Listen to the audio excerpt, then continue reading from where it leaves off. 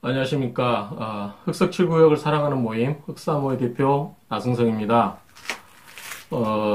이번 2015년 정기총회 안건을 여러분들이 이미 책자로 받아보셨을 텐데, 좀 많이 당황해 하셨을 거로 생각이 됩니다.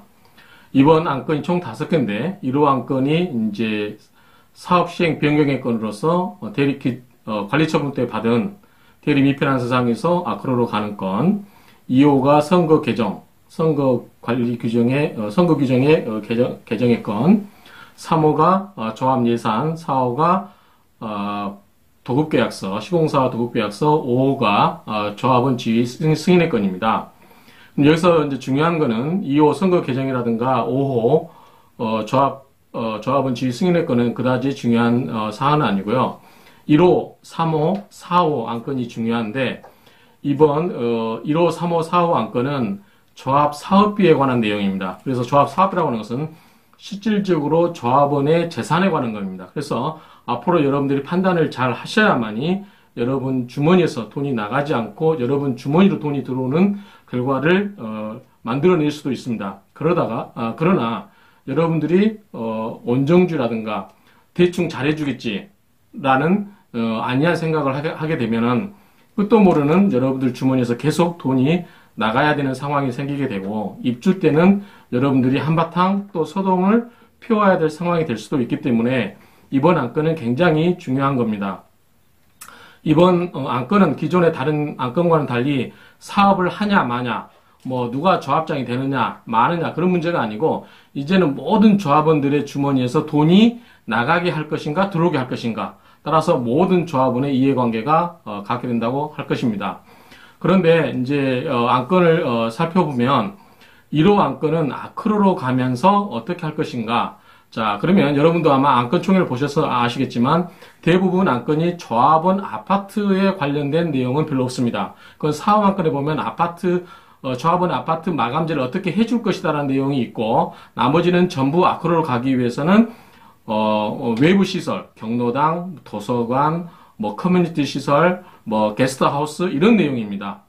그렇기 때문에, 여러분들 아파트와는 크게 관계가 없는 돈에다가, 돈을 쓰겠다고 하는 거죠. 그래서 조합에서 평당 27만 2천원씩, 이거를 총, 면적으로 계산을 해서 조합원 1인당 나누면, 조합원 1인당 대충 2,600만 원의 돈이 지불을 해야 됩니다. 그렇기 때문에 2,600만 원이 아크로로 가기 위해서는 필연적으로 현재부터 들어가는 것이죠. 그런데 추가로 나중에 더 설계 변경을 또 한다든지 하게 되면 또 추가로 돈이 얼마를 들어갈지 계약할 수가 없습니다. 그래서 저희 흑사모에서는 이런 불필요한 돈이 들어가지 않게 하고, 그 다음에 일반 분양가 상한제가 풀림으로 인해서 일반 분양가를 상향함으로써 구체적으로 생기는 수입을 조합원에게 직접 돌려주자. 그 방법은 조합원 분양가를 낮추던 또는 비례율 산정 방식에 의해서 돌려주던, 그거는 결과는 그다지 큰 차이는 없습니다만 어찌됐든 조합원에게 실질적으로 혜택이 돌아가게끔 하자라는 그런 것을 주장하고 있는 것입니다. 이 안건과 관련해서 이제 조합에서 설명은 뭐냐면, 조합원은 추가 분담금이 없다. 단지 일반 분양가를 상승시켜서 그 수익으로 사업을 하기 때문에 조합원들은 추가 분담금이 없다고 이렇게 이야기를 하고 있습니다. 그런데 과연 그럴까요? 자, 여러분들이 아크로로 가지 않으면 일반 분양가 상한제 상향으로 인해서 생기는 수익을 여러분들이 나누어 가질 수 있습니다. 그런데 그 이익을 포기하고 시공사에다 넘겨주고 여러분들은 아크로라는 브랜드를 갖게 되는 것입니다. 그런데 흑석동에 있어서의 아크로가 정말 아크로로서의 가치를 할 수 있는 것인지, 그거는 잘못 의문스럽습니다. 따라서 이번 기회에 이 아크로로 가는 것의 맹점이 무엇인지 이걸 가지고 분석을 해보고자 합니다. 자, 사업하는 사람은 기본적으로, 특히 우리의 재산을 관리하는 사람은 감정적으로, 정서적으로 이렇게 막연하게 호소하게 하면 안 됩니다. 그런데 유감스럽게도 조합에서 보내온 이번 2016년 정기총회 안건에 보면 어디에도 이 구체적인 산술 근거가 하나도 없습니다. 막연하게 27만 2천 원을 올려달라. 그리고 어떻게 새로 지은 상가는 어떻게 분양을 해서 얼마의 수익을 내겠다. 조합원한테 이익은 어떻게 돌아가게 해서 얼마나 남겨주겠다라는 부분이 전혀 설명이 없습니다. 그래서 조합에 물어보면 우리 조합장님은 이렇게 답변하십니다. 아크로로 가면 대리 미피난세산으로 갔을 때보다 더 이익이 난다. 평균 조합원 1인당 1,000만 원의 이익이 더 날 것이다. 오히려 대리 미피난세상으로 가서 대리 미피난세상으로 가는 것보다 아크로로 가서 40억 원의 이익을 더 추가로 발생을 시켜서 평당 조합원 1인당 1,000만 원씩의 이익을 더 누리게 해줄 수 있다. 이렇게 장담을 하는데 구체적인 산술 근거는 어디에도 없습니다. 따라서 제가 우리 관리처분총회 책사상에 있는 일반 분양가를 전부 엑셀 파일로 작업을 해서 거기에서 구체적으로 우리 가격을 구체적인 숫자를 가지고 이 조합의 논리를 맹점을 짚어보도록 하겠습니다. 그러면 숫자를 구체적으로 언급을 하기 전에 이 조합에서 272,000원 평당가 올린다고 했을 때 이걸 조합원 1인당 평균으로 나누게 되면 2,600만 원 되는 거죠. 그래서 이 표를 한번 보도록 하시겠습니다. 자, 우리 분양가의 관리처분 가격의 분양 가격을 했을 때 분양 합계가 대충 2,735억입니다. 2,735억인데 이것에서 이거를 우리가 2,600만 원 1인당 2,600만 원의 수익이 발생하기 위해서는 대충 123억 정도가 이익이 발생해야 됩니다. 이 부분은 관리처분 때 분양가격보다 4.5%를 인상했을 때 발생되는 수입입니다. 따라서 조합에서 평당 27만 2천 원을 올려서 조합원 1인당 2,600만 원의 부담금을 발생하게 하려고 하면 이 관리처분 때보다 4.5%의 인상률을 까먹고 되는 결과가 되는 것입니다.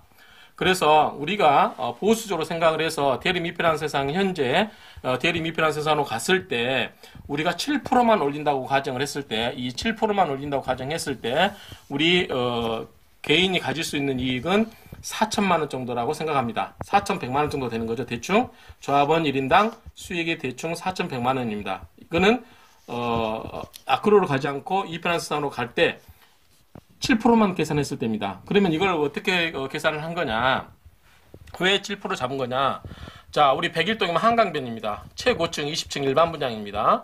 자, 올해 관리처분 계획상은 7억 7천원 잡혀 있어요. 그런데 7% 올리게 되면 8억 2,400입니다. 좀 싸다는 생각이 들 거죠. 그렇죠? 최고층에 한강 조망이 잘 되는데 34평 기준에 8억 2,400이면 굉장히 싸다고 생각할 겁니다.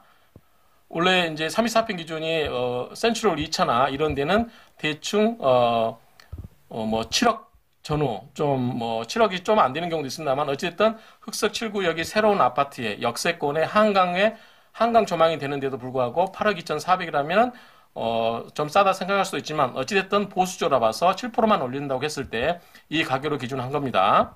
그랬을 때 이 가격을 기준한 건데 자, 여기에다가 조합이 우리가 아크로 갔을 때 4.5%를 올리게 되면 11.5%가 됩니다. 이때는 어떻게 되냐면 34평 20층 기준이 얼마로 뛰냐면 8억 5,800으로 뛰게 됩니다. 자, 그런데 우리 조합에서 조합장님이 약속하는 것처럼 10% 조합원당 1,000만 원씩 이익을 더 내주겠다라고 하게 되면 요거를 반영하게 되면 13.2%를 올려야 됩니다. 그러면 가격이 얼마 되냐면 8억 7,100만 원이 됩니다. 뭐 이 정도도 과히 나쁘다는 가격은 아니라고 생각이 되는데 어쨌든 우리가 7%를 계산할 때 8억 2,400인데 아크로로 가면서 조합장이 10% 약속한 이익을 반영한다고 하면 8억 7,100만 원입니다. 차액이 얼마냐면 4,774만 원이 됩니다. 약 5천만 원 차액이 나야만 실질적으로 아크로로 가면서 조합장이 우리에게 약속한 이익을 배분받을 수 있는 겁니다. 그런데 우리가 이제 일반 분양하면서 걱정하는 게 과연 미분양이 날 거냐 안 나느냐 이 문제지 않습니까? 대부분의 흑석 7구역은 입지조건상 미분양이 날 리가 없다. 부동산에도 그렇게 긍정적으로 봅니다만 어찌됐든 약 5천만 원 이상이 높아야만 조합의 주장이 효과가 있을 겁니다. 그런데 이 금액이 5억 5천 정도 차이 나면 굉장히 큰 거죠. 그래서 이런 부분에 맹점이 있다라는 거. 또 하나 예를 들어보면 자, 이번엔 저층을 보도록 하겠습니다. 조합은 항상 저층을 갖고 이야기하는데 자, 저층 2층을 갖고 예를 들어서 예를 하겠습니다. 34평 2층 기준 했을 때 101동 한강변 6억 8,700만 원이 관리처분 계획상의 분양가격입니다. 일반 분양가격입니다. 자, 7%를 올리면 7억 3,500입니다. 적정한 가격으로 보여주죠. 꼭대기층과 2층 사이는 대충 9천 정도 차이가 납니다. 그런데 조합원 아크로로 가면서 조합원에게 1,000만 원 이익을 남겨주겠다라고 했을 때 7억 7,700이 돼야 됩니다. 그러면 이 저층인데 조합장 생각은 아크로로 가면서도 저층인 경우는 7억대 초반이어야 된다라고 이야기를 하고 있습니다. 그런데 7억 7천이면은 초반이 아니죠. 그래서 이 조합장 생각하고는 좀 거리가 있는 것 같습니다. 그러면 우리 이제 테라스, 우리 7구역이 이제 자랑하면서도 분양에 의해서 좀 걱정되는 부분이 테라스인데 3층 기준을 한번 보도록 하겠습니다. 자, 관리처분 계획상은 7억 400만 원입니다. 그런데 7% 올리게 되면 7억 5,300이 됩니다. 과히 나쁘지 않죠. 아까 고층에 비해서는 대충 한 7천만 원 이상 차이가 나죠. 7천만 원 정도 차이가 나기 때문에 충분히 가격적인 메리트가 있죠.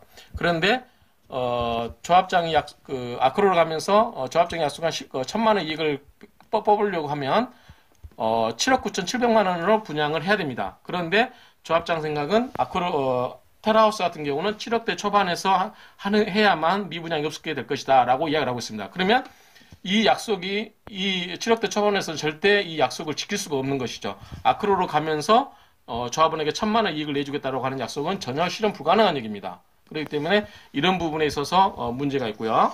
또 하나 더 이제 좀 저희들이 긍정적으로 흑석 7구역의 장점을 살려서 긍정적으로 보도록 하겠습니다.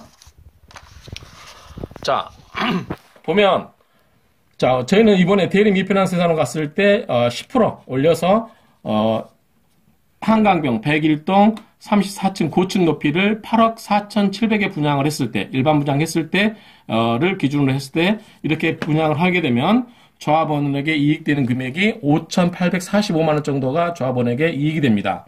그런데 조합 생각처럼 아크로로 가면서 1,000만 원의 이익을 조합원에게 떠안겨주겠다라는 약속을 지키기 위해서 숫자로 대입을 해보면 이때 분양 금액이 8억 9,488만 원이 돼야 됩니다. 거의 9억에 육박을 합니다.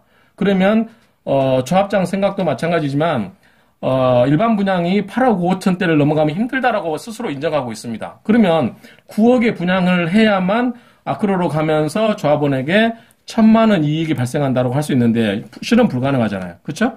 벌써 5천만 원 차이 나기 때문에 그 약속을 지킬 수가 없는 겁니다. 그래서 8억대 중반, 대리 미피난세산으로 가더라도 이 8억 5천 이하로 분양을 설정했을 때 이때는 조합원들이 약 6천만 원의 차익을 챙길 수 있습니다.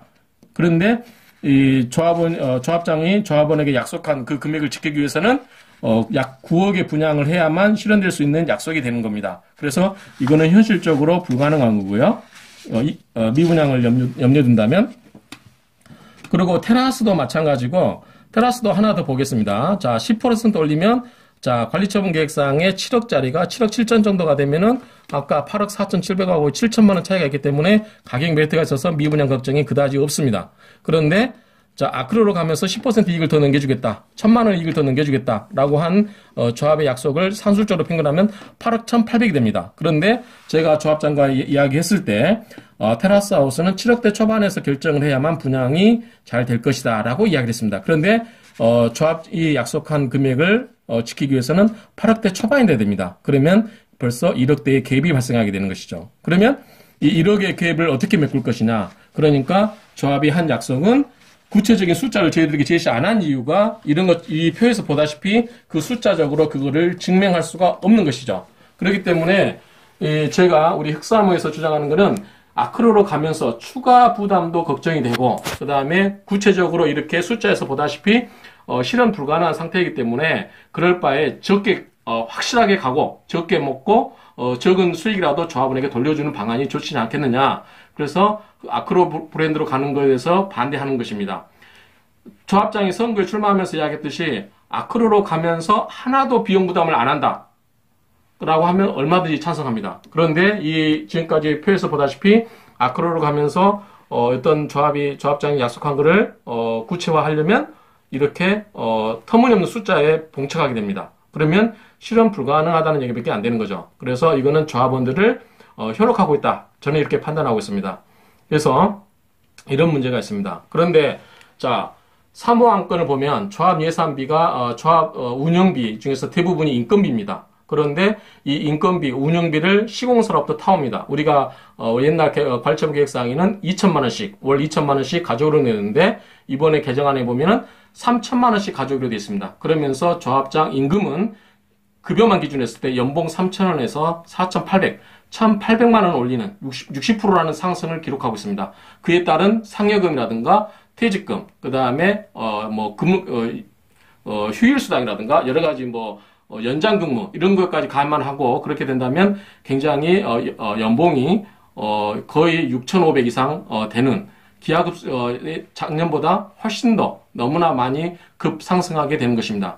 이렇게 본다면, 자, 27만 2천원씩 조합원 1인당 2,600만 원의 부담을 시공사에다가 떠넘기고, 시공사에서 받아오는 운영비 갖고 조합 임원들은 월급을 대폭 올려서 자기들 일속은 챙기겠다. 그런데 조합원들이 실질적으로 누려야 될 어떤 경제적 가치는 다 박탈하고 시공사에 넘겨주겠다. 이렇게 봤을 때 과연 우리 조합 임원들이 과연 조합원들을 위한 임원이냐라는 생각에 굉장히 의구심이 듭니다. 그렇기 때문에 우리 흑사무에서는 관리처분 때 이루어진 그 원래 계획대로 신속하게 주저하지 말고 설계 변경 없이 추가 분담금 없이 그리고 실질적으로 돌아오는 혜택이 있다면 조합원들에게 나누어 갖는 그러한 사업이 돼야 된다 이렇게 주장하는 바입니다. 따라서 결론적으로 말씀드리면 1호 안건 사업 시행 변경의 건은 부결입니다. 그 다음에 3호 안건 조합 예산안 건도 부결시켜야 됩니다. 실질적으로 조합원에게 혜택이 주어졌다고 하면 뭔가 이게 해줄 수도 있겠지만 현 상태에서는 전혀 그런 기미가 없기 때문에 조합 임원들 임금을 너무나 대폭적으로 올리는 안건에 대해서는 부결시켜야 마땅합니다. 결국은 저희 조합원들의 몫입니다. 부담으로 작용하는 것입니다. 그래서 3호 안건도 부결, 4호 안건 더급계약설, 이거 시공사에다 평당 27만 2천 원씩 퍼주자 이것도 부결돼야 되는 것입니다. 따라서 1호 안건, 3호 안건, 4호 안건은 부결, 그 다음에 2호 안건 선거 규정은 서울시에서 합리적으로 운영하기 위해서 만든 규정이기 때문에 별 문제가 없기 때문에 통과. 5호 안건 조합 승인의 것은 승인의 건은 조합은 여러분 각자의 판단을 맡기겠지만 저는 개인적으로 찬성해도 크게 무방하다 생각합니다. 결론적으로 2016년 정기총회 안건 중에 대부분 중요한 사안은 이 시공사 변경, 사업 시행 변경 건과 도급계약서하고 조합 운영비인데 이건 전부 부결시켜야 될 항목이라고 생각합니다. 이번 기회에 조합원들이 자칫 잘해주겠지, 조합을 믿겠다라는 막연한 기대감으로 했다는 여러분들이 나중에 입주할 때는 몇 천만 원의 입주 폭탄을 맞을 수 있기 때문에 이번에는 구체적으로 여러분 주머니에서 돈이 나가는 거기 때문에 각자가 냉철하게 판단을 하시기 바랍니다. 감사합니다.